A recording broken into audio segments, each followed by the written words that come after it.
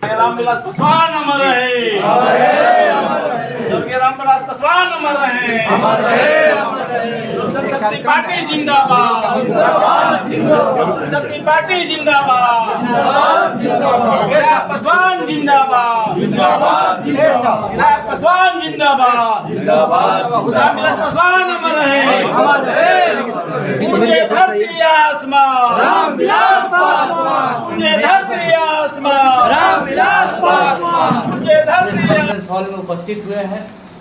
इसका मुख्य मुद्दा आदरणीय हम लोग के केंद्रीय मंत्री चिराग पासवान जी के पिताजी और लोक जनशक्ति पार्टी के संस्थापक आदरणीय रामविलास पासवान जी का 79वां जन्म दिवस है।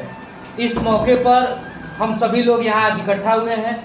हम लोग के बीच जिला के माननीय प्रभारी पंकज पासवान जी उपस्थित हैं। बड़े भाई हम लोग के गार्जियन जिला के जिलाध्यक्ष राजेश्वर पासवान जी उपस्थित हैं। बड़े भाई प्रदेश कार्य समिति प्रोफेसर विजय सिंह जी उपस्थित हैं। बड़े भाई हम लोग के गार्जियन मार्गदर्शक यादव राम सकल सिंह भोजपुरिया जी उपस्थित हैं। पर लोग चाहेंगे कि बारी बारी से हमारे जो वक्ता हैं वो अपनी बातों से आदरणीय हम लोग के संस्थापक परम आदरणीय स्वर्गीय रामविलास पासवान जी को अपने शब्दों से श्रद्धांजलि अर्पित करेंगे। सबसे पहले हम चाहेंगे कि जिला उपाध्यक्ष माननीय विनोद भैया आप अपने शब्दों से श्रद्धांजलि अर्पित करें। आज हम उस शख्स की जयंती मना रहे हैं जिन्होंने अपने कार्यकाल में के समय जिस विभाग में गए उस विभाग को चमकाने का काम किया और एक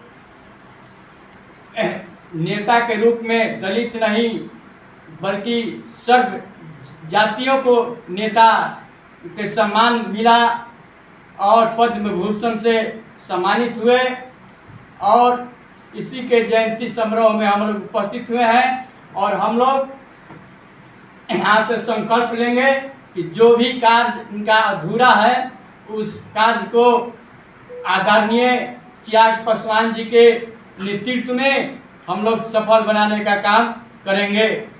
हमारे नेता श्रद्धेय स्वर्गीय रामविलास पासवान जी ने जहाँ भी अपने जीवन काल में जिस विभाग में भी गए अकल्पनीय काम किया जिसकी सोच हमारे देश की जनता ने नहीं की।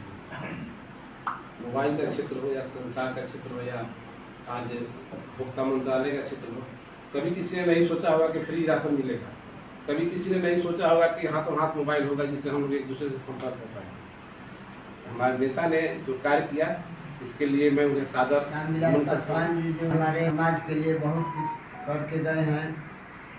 बहुत पहले हम उनको जानते थे कि गरीब के लिए क्या किए हैं। 100 रुपये महिला ढोने वाला एगो चलता था प्रथा, उसको इन्होंने ज़बरदस्ती मिलजुल के सभी सांसद से कह के उस प्रथा को ख़त्म किया। उसके लिए सब ठेला गाड़ी आने लगा और उससे भी बड़ा बड़ा उपकरण आने लगा जिससे कि जो इस तरह के काम करते थे उनके लिए बहुत उन्हें अपमानजनक जैसा था। अब उस गंदा कार्य को हटा करके बढ़िया से उसको सफाई करने के नियम बनाए हमारे आदरणीय श्री स्वर्गीय रामविलास पासवान जी। और आज इनका 79वां जयंती समारोह मनाया जा रहा है। हम जयंती समारोह मना रहे हैं। इन शख्स के बारे में जितना भी कहे बहुत कुछ कम है। इन्होंने जिस विभाग में इन मंत्रालय मिला तो सही विभागों को उस श्रेणी तक पहुंचाने का काम किया है। मुझे याद है कि 1989 में जब इन्होंने श्रम कल्याण मंत्री बने थे तो सबसे पहले इन्होंने सदन में जो पहुंचे तो देखे कि हमारे संविधान निर्माता डॉक्टर साहब अम्बेडकर जी की एक भी वहाँ कहीं प्रतिमा नहीं है। उन्होंने सदन में आवाज़ उठाई और सदन में सबसे बढ़िया स्थान पर अम्बेडकर साहब की प्रतिमा लगी, जो हमारे आदर्श है, हमारा आदरणीय है, हमारा संविधान निर्माता है। इतना ही नहीं साथियों, जो हमारे बिहार के लोग जो विभूति थे उनके नाम पर टिकट जारी करवाया। इसके अलावा जब रेल मंत्रालय उनको मिला तो रेल मंत्रालय जब इनको हाथ में आया तो उन्होंने हाजीपुर में जोनल कार्यालय उन्होंने बनाने का काम किया था और 97,000 जो कैजुअल कर्मचारी थे उनको परमानेंट करने का काम किया। इतना नहीं साथियों, उन्होंने जो उस समय जो कूली काम करते हैं उनको गर्मी ठंडे के दिनों में उन्हीं वस्त्र दिलाने का उन्होंने काम किया था। इसके अलावा उसके बाद जब रसायन मंत्रालय जो उनको मिला तो आप लोग को पता होगा कि दवाइयों की जो कीमत बहुत ऊंची हुआ करती थी, उनकी दवाइयों की कीमत इन्होंने कम कराने का काम किया और हिंदी में प्रिंटेड कराने का काम किया। और साथ ही साथ जब खाद्य इनको मंत्रालय मिला तो मैं बता दूं साथियों कि जो बिकता था, आज यूरिया आप देखिएगा कि 400-600 मिलता है, उस समय 200 में मिलता था। और डीएपी जो आज 12 या 1400 मिलता है, उस समय उन्होंने 400 बिकाने का काम किया। तो कहने का मतलब है कि जो मंत्रालय मिला, जब ये कोयला मंत्रालय जो इनको हाथ में लगा तो उन्हें कोयला मंत्रालय को पता होगा कि हम माफियाओं का राज चलता था। माफियाओं को जेल के सलाखों के अंदर फिसवा कर उन्होंने करोड़ों अरबों रुपए का कोयला मंत्रालय को फायदा पहुँचाने का काम किया था। इस तरह साथियों, उसके बाद जो उन्होंने खाद्य मंत्रालय जो मिला ये, तो आप देख रहे हैं जिस तरह की आपको 5 किलो जो राशन मिलता है, इनकी देन थी। और इन्होंने ये भी व्यवस्था की थी कि हमारे बिहार में मजदूर जो है बाहर चले जाते हैं नौकरी करने के लिए, काम धंधे करने के लिए, और उनका राशन में नाम है, इनको राशन नहीं मिल पाता था। तो उन्होंने ऐसी व्यवस्था की कि आप देश के किसी भी कोना में रहेंगे तो वहाँ से आप थम लगाकर आप वहाँ राशन उठा सकते थे। इन्होंने गरीबों के लिए बहुत काम किया। इनके बारे में कहा जाता था, एक नारा लगता था कि जो तूफान से टकराए उसे चट्टान कहते हैं, जो चट्टान से टकराए उसे इंसान कहते हैं, और जो गिरते हुए इंसान को उठा ले उसे ही रामविलास पासवान कहते हैं। इनके बारे में ऐसा नारा लगता है। तो साथ ही एक वाक्य हमें भी याद आता है, जब हम उनकी जीवनी पढ़े, उनकी जीवनी हमेशा हम पढ़ते रहते हैं, इनके बारे में हमेशा याद करते हैं कि एक वाक्य था कि जब गया जिले से होकर गुजर रहे थे उस रोड रास्ते से, तो इनकी गाड़ी के सामने एक व्यक्ति आके खड़ा हो गया। इन्होंने गाड़ी रोका, कहा क्या बात है, तो इनको देखे कि गरीब व्यक्ति है, तो सोचे कि कुछ पैसा वैसा इनको दे दे। तो बोले पैसा नहीं चाहिए कि पैसा हमसे कोई तो छीन लेगा, हमको ऐसा चाहिए कि हमको पानी पीने का कल नहीं है, चापाकल। तो चापाकल के लिए पैसा देने का, पैसा हमको नहीं दिए, चापाकल हमको गला दीजिए। उन्होंने उस व्यक्ति का, उसका नाम है बाल गोविंदो, तो ऐसे व्यक्ति को चापाकल वहाँ गलाया। इन्होंने जब दूर संचार मंत्रालय मिला तो आपको मैं बता देना चाहता हूँ कि पहला उसके यहाँ टेलीफोन लगाया गया कि ताकि उनको कम से कम उनके घर जो भी व्यक्ति जाते थे तो उनके यहाँ बैठकर उनको कम से कम सामान तो मिलता था, उनके यहाँ जाकर टेलीफोन हर किया करते थे। तो इन्होंने गरीब तबके को भी सामान देने का काम किया। तो ऐसे हमारे शख्सियत थे इनका तो बहुत काम है जो कि अनगिनत है, हम लोग गिनती नहीं करा सकते हैं। इतना इनके बारे में जरूर कहूँगा कि अगर हमारे जितने हैं हमारे सब लोजपा के कार्यकर्ता साथीगण, अगर इनके बारे में सच्ची में आप श्रद्धांजलि देना चाहते हैं तो इनके सुपुत्र हमारे राष्ट्रीय अध्यक्ष चिराग पासवान जी है, इनके हम लोग अनुयायी हैं और इनके ही क्रियाकलापों को चलते हैं। हम उनका मजबूती के साथ हाथ मजबूत करें और आने वाले समय में बिहार के मुख्यमंत्री बनाने का हम लोग काम करें। इन्हीं चंद शब्दों के साथ अपनी वाणी को जीवन चाहूँ। अभी के बाद इस देश में तो नेता बहुत हुए। पहली कतार के नेता स्वर्गीय रामविलास पासवान थे, जो समाज के अंतिम कतार के लोगों के बारे में दिल और दिमाग में सोचते हुए कार्य रूप में परिणत करने का काम किए हैं। और काम के इतने पक्के और दृढ़ इच्छा शक्ति वाले व्यक्ति थे कि जब दूर संचार मंत्री थे तो उन्होंने कहा कि मोबाइल को बैगन के भाव बेचवाने का काम करेंगे और उन्होंने वो करके दिखाया।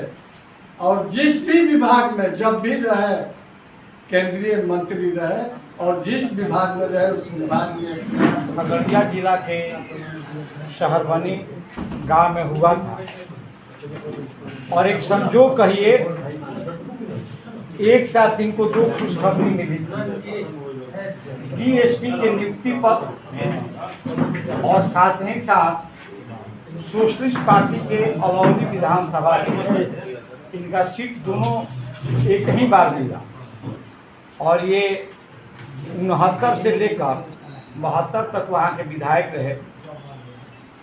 और जब 77 में लोकसभा का चुनाव हो रहा था तो समझिए ये संजोग कहिए या कुछ कहिए, सबसे अंतिम टिकट इन्हीं को मिला। इनका टिकट विशेष तौर पर वहाँ से हवाई जहाज से आया, वही हमारे पुराने समाजवादी नेता रामजीवन सिंह के वहीं टिकट लेकर आए और 77 में इन्होंने वहाँ से हाजीपुर से रिकॉर्ड मौत से जीता और ये इनका जीत की सिलसिला जारी रहा। 89 में जब बीपी सिंह की सरकार बनी वे भारत सरकार में कल्याण और श्रम मंत्री बनाए गए। चाहे जो मंत्रालय हो, हम लोगों ने देखा है कि जिस विभाग में गए हैं उस विभाग को इन्होंने बहुत काफ़ी विकसित किया। उस समय भी सबसे दलितों पर आकर्षण जब अत्याचार रहा था तो इन्होंने अनुसूचित जाति एक्ट संसद से लाए और अनुसूचित जाति एक्ट पास हुआ। जब ये रेल मंत्री बने तो रेल मंत्री के रूप में इन्होंने 95,000 जो कैजुअल मजदूर थे वहाँ पर इन्होंने कैजुअल मजदूरों के परमानेंट किया था। यही नहीं, इन्होंने शुरुआत किया कि पॉलिटिकल व्यक्ति को हम रिक्रूटमेंट बोर्ड के चेयरमैन बनाए और साधारण लोगों को उन्होंने रेलवे बोर्ड रिक्रूटमेंट बोर्ड का अध्यक्ष भी बनवाए थे। उसके बाद ये दूरसंचार मंत्री बने। 22,000 कैजुअल मजदूर था, 22,000 कैजुअल मजदूर को उन्होंने परमानेंट किए थे जब ये था बने थे संचार मंत्री।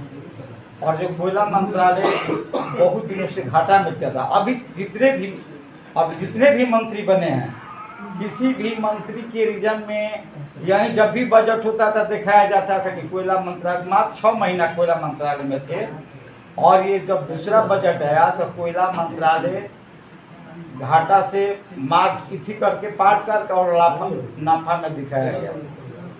और थोड़ा सा स्वभाव के और इच्छा शक्ति के मजबूत थे। कुछ समस्या है, कोई चपरासी से के नौकरी से इस्तीफा नहीं देता है, लेकिन उन्हें केंद्रीय मंत्रिमंडल से इस्तीफा थोड़ी सी बात पर लेकर इन्होंने केंद्रीय मंत्रिमंडल से इस्तीफा भी देने का काम। सुदूर ग्रामीण इलाके में उनका जन्म हुआ था। खगड़िया जिला के शहरबनी में जो गांव है उस गांव में मैं एक बार गया हूं 15 में। चारों तरफ से वो नदियों से घिरा हुआ गांव है। एक एक नदी में 55 6 पुल है और उस गांव में जन्म लेकर के और दिल्ली तक का सफ़र करना ये साधारण बात नहीं था। रामविलास जी के बारे में जो भी हम लोग कहेंगे कम ही कहेंगे। जिस विभाग में गए काम किए, आज बिहार का जो राजस्व बढ़ा है, अगर उसमें सबसे बड़ी भूमिका किसी का है तो हम लोग के नेता रामविलास पासवान जी का है। जो हाजीपुर जोन बना उससे लगभग बिहार सरकार को रॉयल्टी के रूप में 12,000 करोड़ से ऊपर रुपया मिलता है। जो आज मोबाइल है, सबसे अधिक राजस्व बिहार सरकार को मोबाइल से मिल रहा है। ये भी रामविलास पासवान जी का ही देन है। अगर मोबाइल नहीं आता तो बिहार सरकार का राजस्व पूरा नहीं बढ़ पाता, तो वो भी रामविलास पासवान जी का ही देन है। और इनके पद चिन्हों पर चलने वाले हम लोग के नेता इनके पुत्र चिराग पासवान जी हैं। तो चिराग पासवान जी के हाथों को मजबूत करना हम लोग का कर्तव्य बनता है। जो भी गुण हम लोग के नेता रामविलास पासवान जी में है वो सारे गुण हम लोग के नेता चिराग पासवान जी में समाहित हो गया है।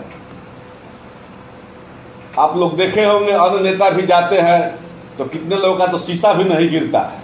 कार्यकर्ता लोग माला फेंकता है गाड़ी पर दूरे से, लेकिन हम लोग के नेता गाड़ी से बाहर निकल जाते हैं, गाड़ी पर लटक जाते हैं।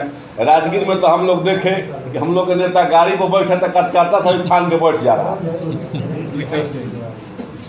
तो जन नेता है, काफ़ी लोकप्रिय नेता है और आने वाले दिन में चिराग पासवान ही बिहार के नेता होंगे। आने वाला दिन चिराग पासवान जी का है। अब हम लोग का काम है कि बस जोड़ लगा के इनको बिहार का नेता बना देना है। जय हिंद, जय भारत, जय रामविलास पासवान। ऐसे व्यक्ति थे वो जहाँ रहते थे जिनकी सरकार बनती थी और जहाँ साथ छोड़ देते थे उनकी सरकार बिगड़ जाती।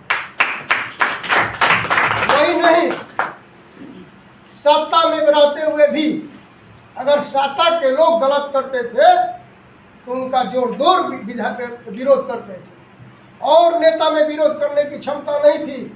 लेकिन रामविलास पासवान जी में वो शक्ति थी कि भले कोई हो, आपने वीडियो के माध्यम, सोशल मीडिया के माध्यम से भी देखे होंगे, जब इंदिरा जी का जमाना था उनका तूती बोलता था, उनके बेटा आतंक किए हुए थे, सदन में उठान बात करते थे, कोई क्रियाकलाप करते थे, उनके खिलाफ किसी को बोलने का हिम्मत नहीं था कि इन्होंने चैलेंज किया था, ये संजय गांधी तुमको कहाँ फरियाना है, सदन में फरियाओगे कि दिल्ली के चौक चौराहा पर फरियाओगे। हम डरते नहीं हैं। उन्होंने जोरदार विरोध किया था, जवाब दिया था। इंदिरा गांधी ने माफ़ी मंगवाई और कही कि वो लड़का है उनको समझ में नहीं आता है। सदन में बहुत सारे नेता थे लेकिन उनके खिलाफ डर से कोई बोल नहीं पाता। और कभी कभी आप ये भी देखे होते हैं कि देखते होंगे कि जब देश में कोई अप्रिय घटना घट गई, अगर मंत्रालय उनके जिम्मे है, किसी तरह की कमी हो जाती थी तो वो रिजाइन मारने के लिए भी काम करते थे। और उन्हीं के सपुत्र, इन्हीं के चिराग पासवान आज देश में चिराग फैला रहे हैं, उजाला फैला रहे हैं। धन है ऐसे पिता, मैं पुनः नमन करता हूँ कि ऐसे ऐसे चिराग अगर बिहार के हर एक घर में हो जाए तो लोजपा ही नहीं, बिहार का जो परिवार है लोजपा परिवार, वो भी एक चिरागमय हो जाएगा, उजाला हो जाएगा। तो ज़्यादा कुछ न कहते हुए मैं यही कहूँगा कि बड़े साहब जिस तरह से हम लोग के बीच में अपनी छाप छोड़ दिए, अपना क्रियाकलाप छोड़ दिए, सभी कार्यकर्ताओं को उन्हीं के तरह हम लोग को बनना है। जैसे उनके पुत्र चिराग पासवान किसी पक्ष हो या विपक्ष हो, उनके नीति का विरोध करते हैं लेकिन कभी व्यक्तिगत विरोध नहीं करते हैं। किसी धर्म मजहब के लिए लड़ाई नहीं करते हैं, किसी धर्म मजहब पर टिप्पा टिप्पणी नहीं करते हैं, सभी लोगों को मिला करके चलते हैं। वे किसी खास जाति का राजनीति कहीं नहीं करते हैं, वो जमात की राजनीति करते हैं। और किसी पर टिप्पा टिप्पणी करना होता है तो एक मर्यादा में रह करके, संस्कार में रह करके टिप्पणी करते हैं। उसी तरह से हम लोग भी जितना लोजपा परिवार के साथी हैं, हम लोग को सबक लेना है, सीखना है कि हम उस परिवार के सदस्य हैं जिस परिवार के मालिक हमारे श्रद्धेय रामविलास पासवान जी हुआ करते थे और उनके सुपुत्र चिराग पासवान जी हैं। हम लोग को भी ऐसे ही परिवार बनाना है, भोजपुर और बिहार में संदेश देना है कि हम लोजपा परिवार के साथी हैं, लोजपा परिवार के सदस्य हैं। तो ज़्यादा कुछ नहीं करते हुए मैं पुनः आप सभी को उनके जन्मदिन पे हार्दिक बधाई देता हूँ।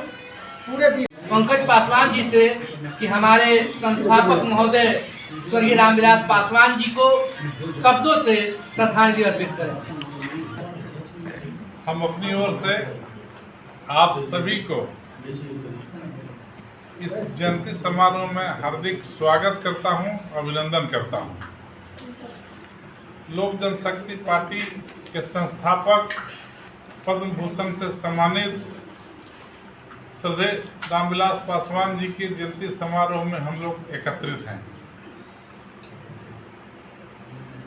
श्रद्धेय रामविलास पासवान जी एक व्यक्ति नहीं, विचार थे और पूरा देश दूसरा अंबेडकर के रूप में जानता था। चाहे दलित हित की बात हो, सार्वजनिक हित की बात हो, उन्होंने सभी के उत्थान के लिए जीवन पर्यंत प्रयास किए। और एक देश में ऐसे नेता हैं थे कि अपना नाम गिनीज बुक में खुद तोड़े थे, सर्वाधिक मतों से जीतने वाले नेता हैं। मित्रों, बहुत साथी उनकी जीवनी पर काफी प्रकाश डाल चुके हैं। जिस मंत्रालय में मिला हो तो मंत्रालय चमका ही।